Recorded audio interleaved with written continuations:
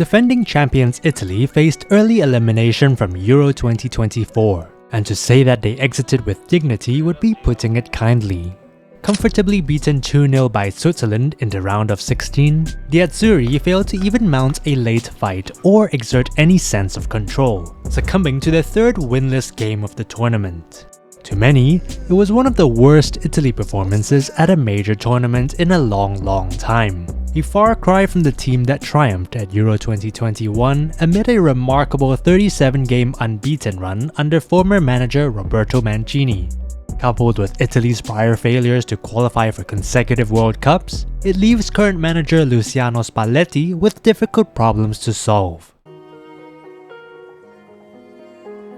After the tournament, the Italian Football Federation confirmed that Spalletti would stay on as the Azzurri boss, which is fair considering the limited time he had to implement his ideas. But that doesn't mean he was blameless in their dreadful showing. In the 2022-23 season, Spalletti had worked wonders in guiding Napoli to their first Serie A title since the Diego Maradona-inspired triumph of 1990. After that historic triumph, the Italian manager took a brief sabbatical before heeding the call to take over the national team in August last year, after Roberto Mancini had resigned. With just 10 matches to go before Euro 2024, Spalletti faced the unenviable task of revitalizing an Italy side that infamously failed to qualify for the 2022 World Cup in Qatar. Defending their European crown was always going to be a pipe dream, but the hope was that they could at least lay the groundwork for a successful 2026 World Cup qualifying campaign. Instead, Italy went backward at the Euros, falling behind first in all of their games, managing only a single win against Albania, and resembling a ragtag collection of talented players, disconnected and disjointed. Their late comeback draw against Croatia to spare them a group stage exit nearly delayed the inevitable, as they became the first team to exit at the round of 16. Spalletti later accepted responsibility for the disappointing campaign, citing player fatigue as a contributing factor. He admitted to overworking his squad in training after the opening game against Albania, before prioritizing player freshness thereafter, which he claimed justified his subsequent lineup rotations. However, his actions contradicted this explanation, because why then did he name an unchanged team for the second game, a 1-0 defeat to Spain? Then, in the following games, he went into full experimentation mode, using 20 of his 23 outfield players, sometimes out of position, and never fielded the same team for more than 45 minutes. As a result, Italy looked like they were playing together for the first time every time they stepped onto the field. Back 3 or back 4? Bench Jorginho or build a midfield around him? Spalletti was just as perplexed as the fans in his frantic quest for a winning formula. In the crucial Switzerland game in particular, Spalletti made a staggering 6 changes to his starting 11, handing first tournament starts to Gianluca Mancini, Brian Cristante, Stefan Al-Shaarawy, and Nicolo Fagioli. The decision to include Fagioli, who lacked match rhythm after a 7-month ban for illegal betting, was particularly questionable. Meanwhile, Zaccagni, who had impressed off the bench against Croatia, and whose late strike was the reason for Italy even qualifying for the knockouts, found himself benched in favor of Al-Shaarawy. As a result, Spalletti's heavily rotated side struggled to match Switzerland's intensity, appearing just as lethargic as they had against Spain. This constant tinkering, with little coherence or effect, only underscored his poor management. But you could see it coming a mile away after seeing that bizarre lineup, the kind you'd expect in a third group game from a team that has already qualified and is just giving minutes to fringe players. This was all the more puzzling given Italy's squad is built and accustomed to a 3-5-2 formation. Spalletti even had one of his best centre-backs, Alessandro Buongiorno, available on the bench, yet he still opted to play a back 4 with Mancini against Switzerland. And even when Spalletti did switch to a 3-man defense against Croatia, he still kept Buongiorno sidelined. Spalletti's continued faith in underperforming players like Di Lorenzo, who still started against Switzerland but had been a liability for all 3 group games, was a damning indictment of the manager's failure to objectively assess his players' performances and make necessary changes. In a scathing assessment, former Italian coach Fabio Capello criticized Spalletti, saying he overrated the players he picked. He had his own ideas and wanted to play a certain style. But this is how good they are. This is how dynamic they are. And as it turned out, they weren't very good nor very dynamic. Spalletti's rigid adherence to his preferred style exposed his failure to adapt to the limitations of his squad. He clearly doesn't have the players to implement his brand of football. Yet, he stubbornly refused to play a more pragmatic game. He is a purist, but perhaps what Italy needed most at the Euros was a pragmatic manager focused on maximizing the players at his disposal. By the way, if you're enjoying the video so far, please subscribe so that you don't miss out on our future videos. Among the traditional big teams, Italy's squad at the Euros simply didn't stack up in terms of quality and technical ability.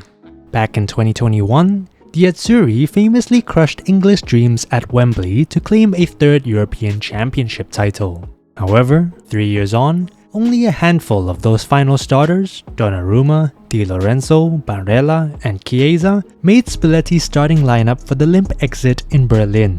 There are certainly talented players in the squad, but a general lack of character was evident in their showing against Switzerland. As the players stood silently in the tunnel before the second half, it was clear they lacked the vocal leadership and rallying spirits of veterans like Chiellini and Bonucci. With 11 players 25 or under and 11 with fewer than 10 caps, this was by far one of their most inexperienced squads. Spalletti also lacked the type of incisive attacking talent he enjoyed at Napoli and Roma. None of the strikers he took to Germany scored. Compared to his former sides built around the brilliance of Osimhen or Totti, this Italy squad sorely missed a true talisman to drive the attack. This dearth of elite attacking quality is reflective of a broader issue with Italian football, in that Italy's attacking talent pool has dried up in recent years. The classic Italian number 10 playmakers like Totti, Del Piero, and Baggio are gone, with Lorenzo Insigne's departure leaving no clear successor. Likewise, they lack a dominant number 9 in the mold of Luca Toni or Christian Vieri.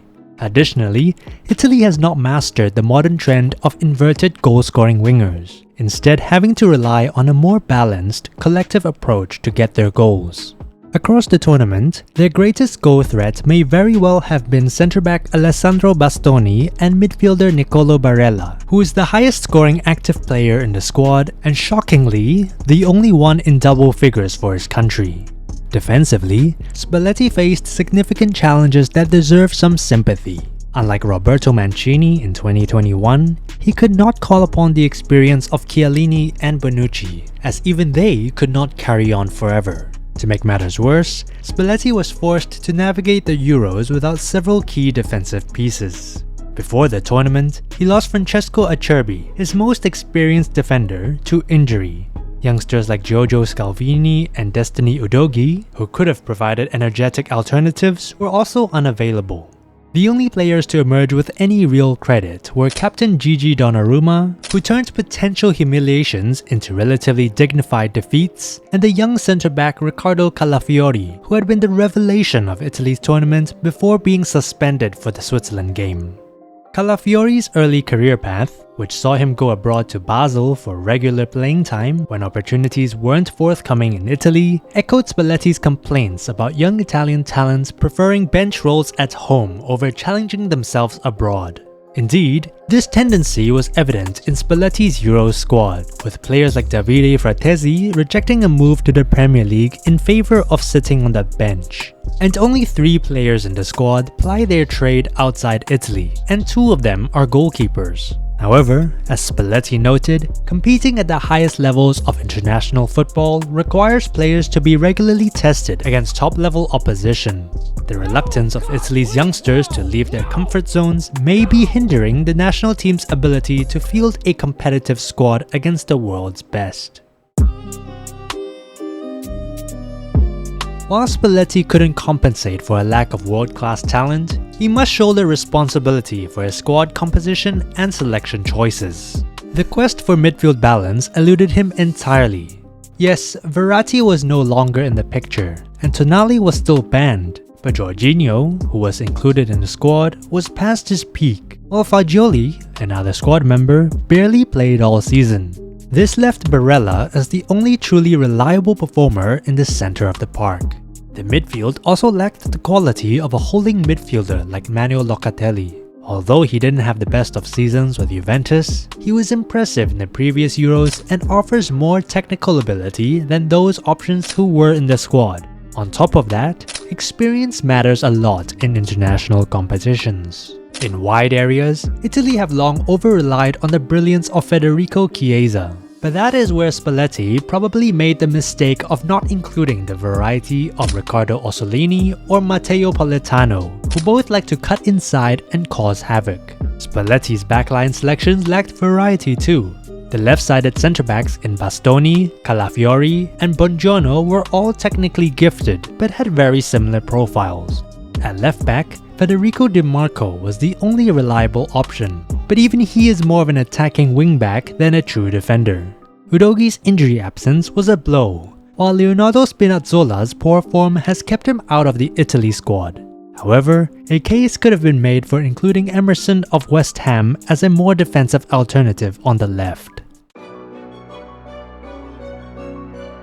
Spalletti lamented the limited time he had to work with the Italy squad compared to other managers at the tournament.